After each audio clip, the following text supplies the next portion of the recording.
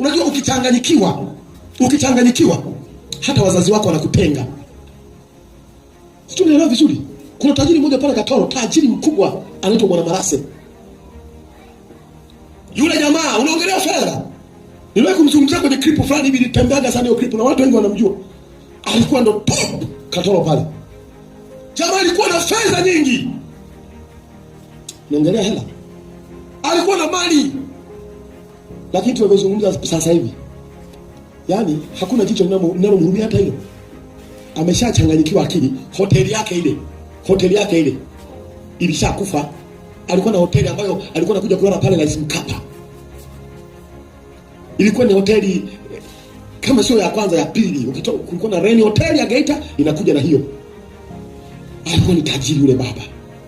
Alikuwa na marafiki wengi. Alikuwa na wake wawili.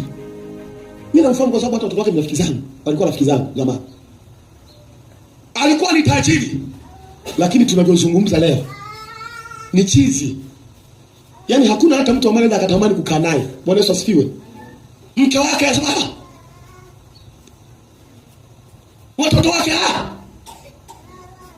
hata mtoto wake akimwita mwanangu, sitaki. Wewe si ni mwanangu, sitaki. Hakuna jicho lilofanyaje.